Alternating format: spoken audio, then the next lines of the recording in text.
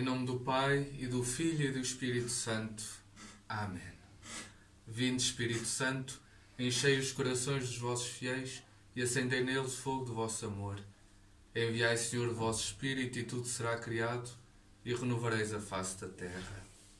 Oremos.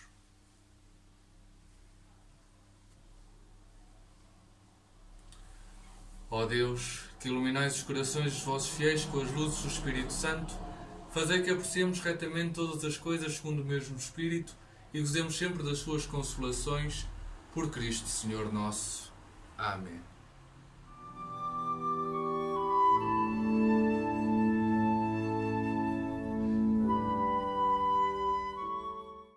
Naquele tempo, o anjo Gabriel foi enviado por Deus a uma cidade da Galileia chamada Nazaré, a uma virgem desposada com um homem chamado José, que era descendente de David. O nome da virgem era Maria. Tendo entrado onde ela estava, disse o anjo: Ave, cheia de graça, o Senhor está contigo. Ela ficou perturbada com estas palavras e pensava que saudação seria aquela.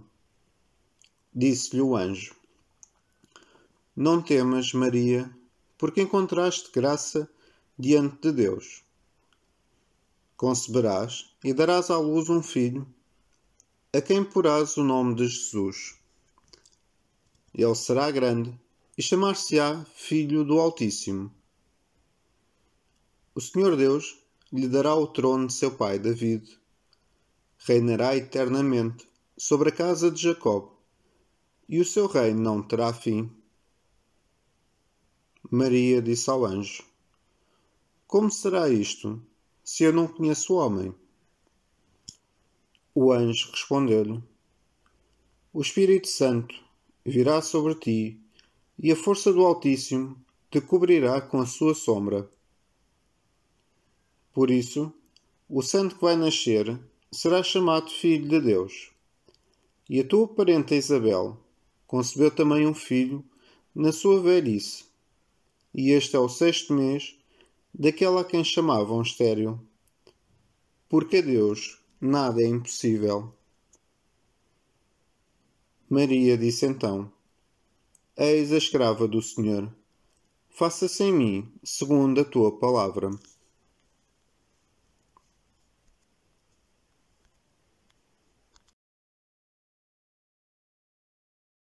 Este texto que acabamos de escutar é tirado do primeiro capítulo do Evangelho escrito por São Lucas e narra um momento na Bíblia em que se cumprem todas as promessas que tinham sido feitas pelos profetas, por Deus, através dos profetas, ao longo de todo o Antigo Testamento.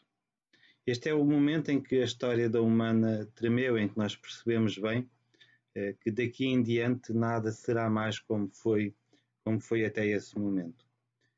Percebemos desde logo isso pela entrada em cena do anjo Gabriel.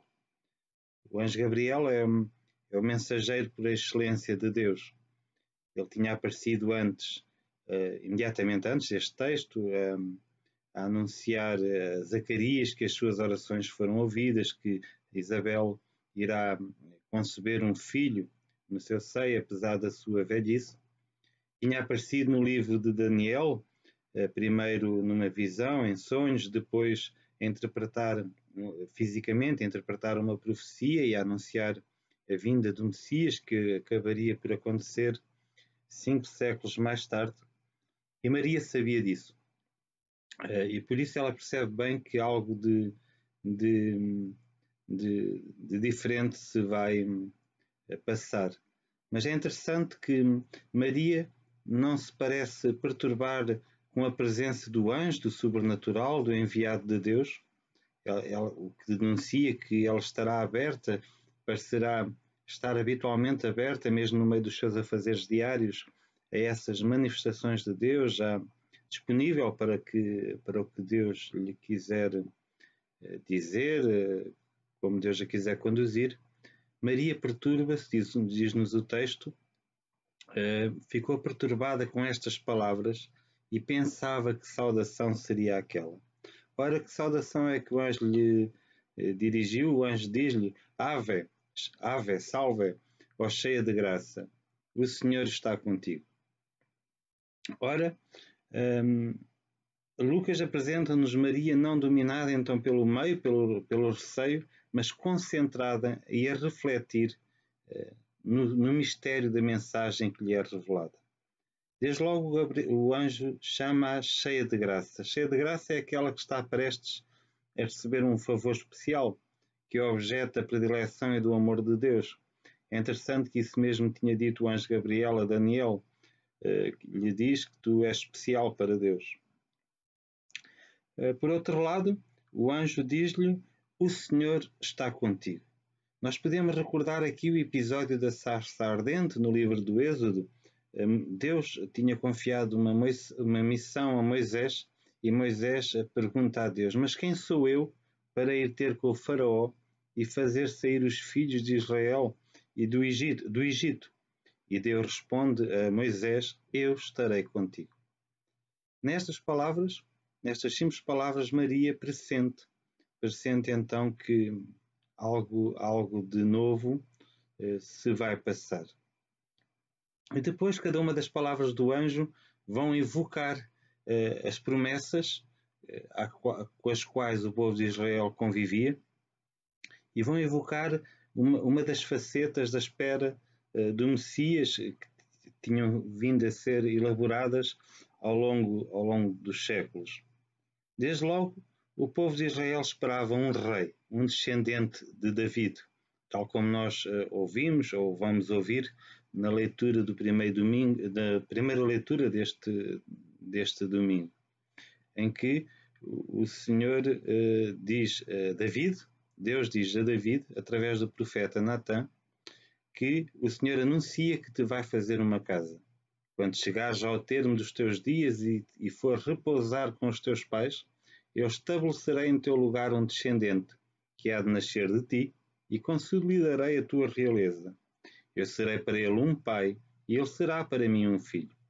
A tua casa e o teu reino permanecerão diante de mim eternamente, e o seu trono será firme para sempre.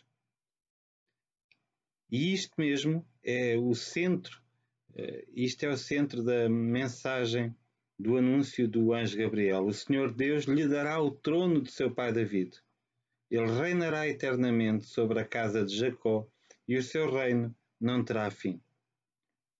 Ora, este anúncio profético do profeta Natã ao rei David foi o início de toda a espera messiânica ao longo de séculos pelo povo de Israel. Além disso, o anjo diz a Maria: ele será chamado Filho do Altíssimo.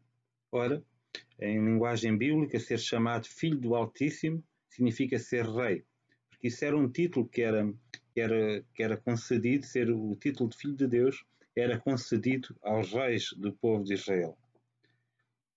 E é interessante, mas perante este primeiro anúncio, Maria aparenta ter percebido tudo.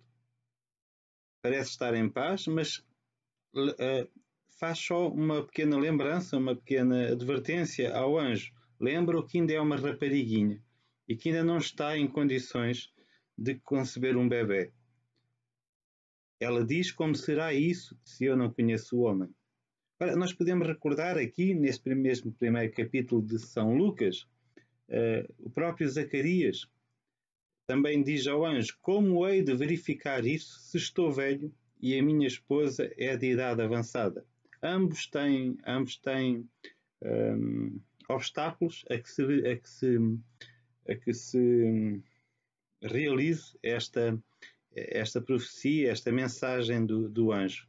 A diferença é que Zacarias diz: como posso verificar isso? Já Maria pergunta: como é que isso se vai fazer? Maria começa a abandonar-se pouco a pouco à vontade de Deus. E é por isso que o anjo lhe dá a resposta que nós já conhecemos bem e que evoca também ela outras promessas messiânicas e que ultrapassam em tudo Maria. O anjo responde-lhe: o Espírito Santo virá sobre ti e a força do Altíssimo te cobrirá com a sua sombra. Por isso o santo que vai nascer será chamado Filho de Deus. Ora, sabia-se, Isaías tinha profetizado, que o Messias deveria estar cheio do Espírito Santo para poder levar a cabo a sua missão de Salvador do povo de Israel. Isaías tinha profetizado: brotará um rebento do tronco de Jessé, e um renovo brotará das suas raízes. Sobre ele repousará o Espírito do Senhor. Mas o anjo vai ainda mais longe. Ele diz: aquele que vai nascer será santo. Ele será chamado Filho de Deus. Lucas insiste claramente, no texto, que aquele que vai nascer não terá um pai biológico, mas ele será Filho de Deus. E no texto encontramos duas provas disso mesmo. Desde logo a observação da Virgem.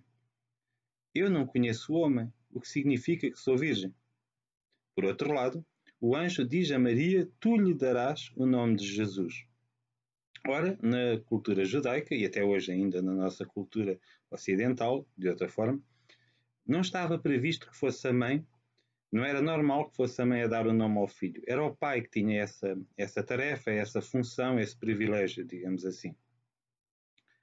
No entanto, o anjo diz a Maria: tu lhe darás o nome de Jesus. Ora, isto só é explicável se nós admitirmos que o menino não terá um pai humano. Por outro lado, não deixa de ser muito interessante de verificar que Isabel estava em idade avançada, é prometido um filho a Isabel, estava de idade avançada e por isso não podia ser mãe. É prometido um filho a Sara, a mulher de Abraão, mas também de idade avançada e por isso não era possível. É interessante que Maria também, isso mesmo nos faz pensar que há aqui algo de novo, que há uma nova criação que vai nascer. Maria não está de idade avançada. Maria é uma jovem. Mas também a ela, o Senhor, o anjo, promete um filho. E diz: o Espírito Santo, e agora já estamos na leitura 2, o Espírito Santo virá sobre ti, e a força do Altíssimo te cobrirá sobre a sua sombra. Reparem, no início do livro do Gênesis, o livro do Gênesis, logo no capítulo 1, versículo 1 também, diz: no princípio, quando Deus criou os céus e a terra era informe e vazia, as trevas cobriam o abismo e o Espírito de Deus movia-se sobre a superfície das águas. O Espírito de Deus movia sobre a superfície das águas.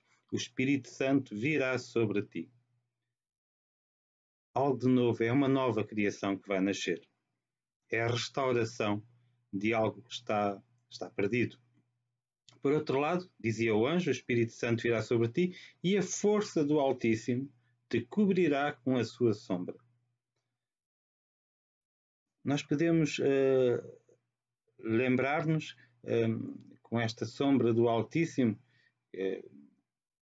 podemos verificar aqui a presença privilegiada de Deus em Jesus. Lembramos facilmente no livro do Êxodo, da tenda da reunião, não é? Ou a tenda do encontro, capítulo 33 do livro do Êxodo. Moisés pegou na tenda e foi colocá-la a certa distância do acampamento, deu-lhe o nome tenda da reunião. E todos aqueles que desejavam consultar o Senhor iam à tenda da reunião, fora do acampamento. Logo que Moisés entrava na tenda, a coluna de nuvem descia e mantinha-se à entrada. E o Senhor falava com Moisés. O Senhor falava com Moisés frente a frente, como um homem fala com o seu amigo. Moisés voltava em seguida para o acampamento. Esta nuvem, esta sombra de Deus, também podemos verificar no momento da transfiguração. Encontramos isso em todos os evangelistas. No caso de Lucas,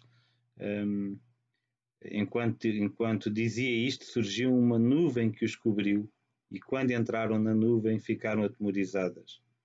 Diz-nos Mateus: ainda ele estava a falar, quando uma nuvem luminosa os cobriu com a sua sombra, e uma voz dizia na nuvem: este é o meu filho muito amado, no qual pus todo o meu agrado. Escutei-o. A nuvem, então, que é sinal da presença de Deus. Para além disso, o anjo concede a Maria um sinal mais imediato, embora Maria não o tenha pedido. Também a tua parente Isabel concebeu um filho na sua velhice, e este é o 6º mês daquela a quem chamavam estéril, porque a Deus nada é impossível. Nós podemos então recordar também aqui a aliança de Deus com o nosso pai na fé, Abraão, lhe promete uma descendência mais numerosa que as estrelas do céu, e sinal disso será, um dos sinais será o facto de Sara ser abençoada e dela vir a nascer um filho, e por isso ela será a mãe de nações e dela sairão reis. Ora, perante todos estes anúncios do anjo, a resposta da Virgem é de uma simplicidade extraordinária. Temos aqui um bom exemplo de obediência na fé, de confiança total, de abandono ao projeto de Deus. Ela imita, a Virgem Maria, vai imitar aqui as palavras de todos os grandes crentes, desde Abraão: eis-me aqui. Maria responde simplesmente: eis a escrava do Senhor, faça-se em mim segundo a tua palavra. Naturalmente que quando pensamos nesta palavra escrava, não significa, não invoca aqui servidão, mas a livre disponibilidade de Maria para fazer a vontade do Senhor, para participar no projeto de Deus. Basta dizer sim, pois nada é impossível a Deus, concluía o anjo, pois nada é impossível a Deus. Maria é então a primeira entre os cristãos a comprometer-se nesta grande aventura da fé. É nela que nasce a Igreja, é ela que é a morada de Deus no meio dos homens. E é graças a este sim de Maria, a este fiat, que o Verbo se fez carne e veio habitar entre nós.